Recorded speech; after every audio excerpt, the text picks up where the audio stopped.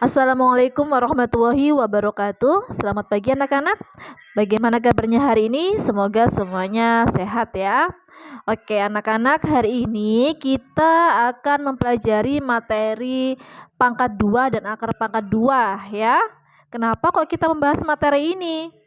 Karena sebenarnya setelah menghitung keliling bangun-bangun datar kemarin, Bu Erni ingin mengajarkan kalian untuk memahami teorema Pitagoras ya. Kenapa? Karena teorema Pitagoras itu juga berfungsi pada saat kita ingin mengetahui panjang sisi sebuah bangun segitiga.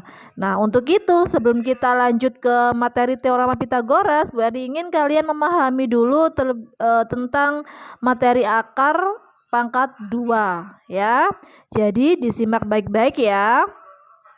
Untuk bilangan pangkat 2 itu adalah lawan dari akar. Nah, di sini contohnya 8 pangkat 2 itu sama saja bilangan itu kita kalikan secara berulang 2 kali. 8 dikali 8 sama dengan 64. Begitu juga dengan bilangan 14 pangkat 2 sama dengan 14 kali 14, bukan 14 dikali 2 loh ya.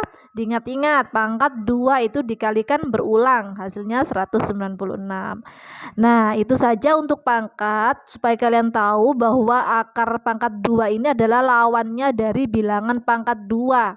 Nah, kalau menemui soal akar pangkat 2 seperti ini ya, kalian juga harus mengetahui bilangan pangkat 2 dimulai dari 1 sampai 10. Ya, ini adalah kuncinya kita supaya bisa mengerjakan bilangan akar pangkat 2. Ya, Bu Erdi sebutnya akar pangkat 2 karena akar itu ada yang pangkat 3. Karena di sini nggak ada tulisan 3, jadi itu namanya akar pangkat 2 anak-anak ya. Akar pangkat 2 lawannya bilangan pangkat 2. Seingat Bu Erni, materi akar dan pangkat 2 ini pernah kita pelajari kan ya. Cuma waktu itu kita hanya pelajari dasarnya saja, bilangannya sederhana.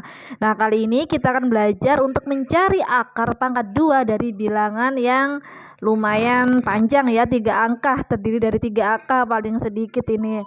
Yaitu contohnya di sini ada akar 729. Langkah pertama untuk menghitung akar pangkat 2 bilangan ini, kita sisakan 2 angka di belakang ya, 2 bilangan di belakangnya yaitu 2 dan 9 kita sisakan di belakang, kita batasi, kita kasih garis kayak gitu. Kemudian sisa angka 7 di depan. Nah, angka 7 ini kita cari jawaban dari bilangan pangkat 2 yang mendekati 7 berapa? Yaitu 4.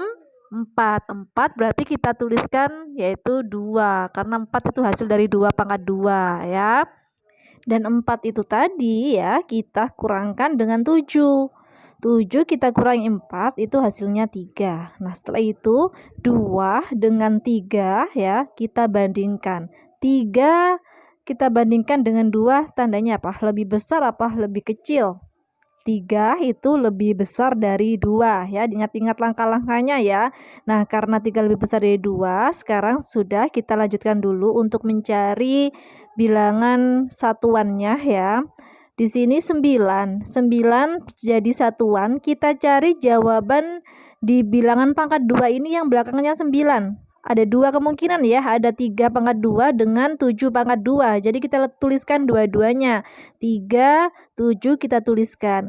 Nah, karena di sini ada tanda lebih besar antara 3 dan 7, maka yang kita gunakan sebagai jawabannya adalah 7. Ya, 7 kita tulis jadi satuan jawabannya di situ. Nah, jadi jawaban dari akar 729 itu sama dengan 27. Sudah seperti itu saja, langkah-langkahnya diingat-ingat ya. Sekarang kita coba lagi menghitung akar 2601. Sama ya caranya seperti yang tadi, kita sisakan angka 2 angka dari belakang ya, kita sisakan 01. Kemudian tinggal 26 di depan. Kita cari bilangan pangkat 2 yang jawabannya mendekati 26. Nah, ya ini ketemu yaitu 25. Jadi jawabannya dituliskan yang 5 ya, 5 pangkat 2 jadi 5.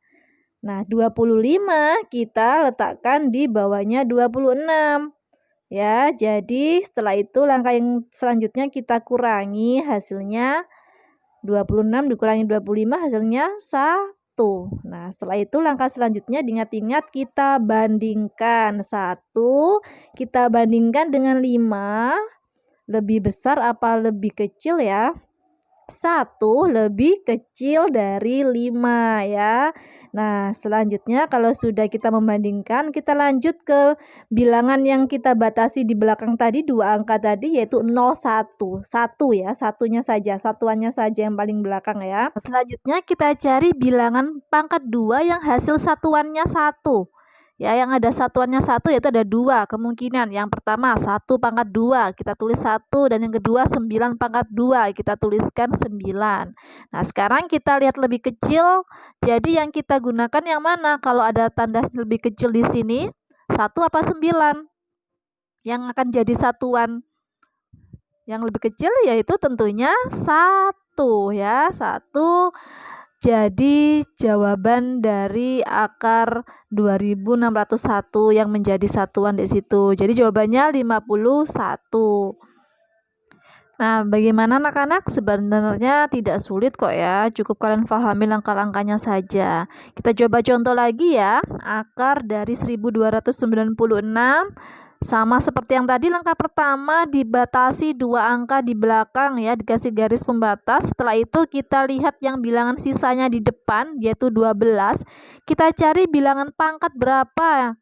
Bilangan berapa yang pangkat 2 hasilnya 12, yang mendekati 12.